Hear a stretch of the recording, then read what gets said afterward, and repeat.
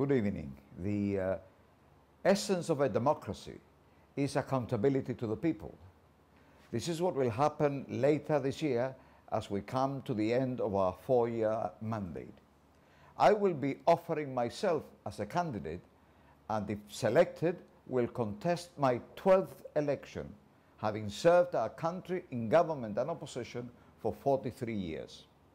Our party, which has 3 and 4 generations of members in the same family, has 2 core policies. First, the right to our land and no sovereignty discussions with Spain, recently reaffirmed at our AGM and delivered to the United Nations. Second, an economic policy targeting a high rate of growth in a 4-year economic plan, which we produce at the beginning of every election campaign. Economic growth is vital for our survival. In the final analysis, our right to decide our future will depend on our ability to pay our way, to be able to protect our standard of living, the education of our children, give them a future in their homeland, ensure the incomes of our senior citizens, provide affordable housing for our people, and send sponsored patients to the UK for treatment. We need money. To continue to do all those things, we have to have above average economic growth. This is why we need a rainy day fund, so that when we face economic problems, as is bound to happen now and again, we have a kitty to fall back on. This was ridiculed as the piggy bank policy by the GSD after 1996. They said then that the rainy day is today. They broke the piggy bank and they spent the money. Recently, FITAM has been converted to the piggy bank rainy day fund policy. There is a problem with this conversion, however.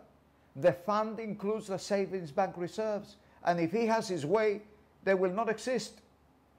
The other fund is the safety belt of community care reserves, which we built up to £60 million by 1996.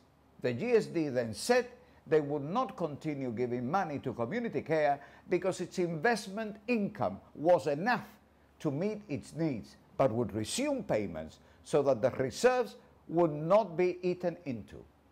They were lying. When the reserves started dropping, they took no action. In 2010, they revealed that the disappearance of the reserves was no accident. It was a deliberate policy so that when all the money had run out, the charity would be closed down. They promised a form of statutory payments better than community care, not open to challenge, and which would be introduced immediately after the 2011 election. Nothing of this miraculous alternative has been materializing to date. In the light of this, we have reintroduced the pre-1996 policy and have already restored the £60 million of reserves of community care. The dividing line between them and us is clear: the consistency of our policies and that we deliver our commitments. In 2007, we projected 4-year growth from £800 million to £1.2 billion, and time has proved us right. In 2011, we projected growth from £1.1 billion to £1.65 billion and expect to surpass this figure this year. FITAM has now been forced to concede this, having initially ridiculed it in 2012. FITAM's shifting and changing is nothing new, of course. It happened shortly after he came back from UK.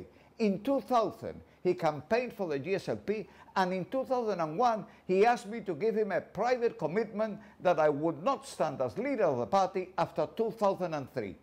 At the time, he said he wouldn't make a personal sacrifice, but not seeking himself to be elected leader, leaving the leadership of the party in limbo, a totally idiotic proposal, contrary and in breach of the party's constitution, which I rejected.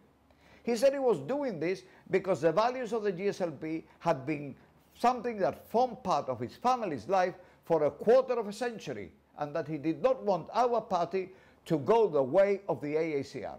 When he failed to get the support of the executive, he left the party forgot his family's 25-year record and values, and formed a rival, so-called Gibraltar Labour Party, which campaigned in 2003. At that point, he was accusing me of not wanting to remove the GSD from government. Indeed, he criticised me on radio because I agreed with Caruana that £100 million of public debt was not high. FITAM was against £100 million of debt in 2003. In 2007, however, things had changed. He was now in Caruana's government.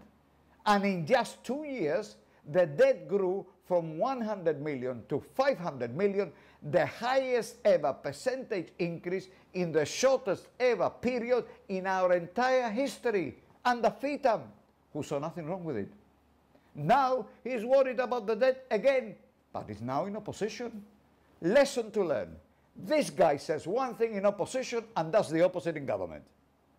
FITAM and others, for their own party political motives, have been on a campaign against the savings bank as a safe haven for your money since we resumed its expansion. You know I am the minister with responsibility for the savings bank. So I want to give its depositors a personal undertaking in respect of my political responsibility. I am saying to you, in 43 years, no one has ever put in doubt my commitment to protect our nation's sovereignty and oppose Spain's claim. Equally, my political commitment for as long as I am Minister for the Savings Bank is and will be to ensure the protection of your savings on par with my commitment to the protection of our homeland. FITAM will not stop trying to undermine confidence in the savings bank. He knows how important its success is, and that is why he wants it to fail.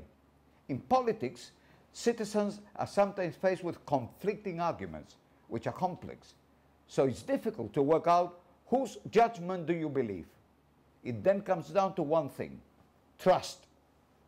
So when it comes down to the savings bank, you shall have to decide who you trust more. FITAM or me? That's the bottom line. Thank you for listening. Good night.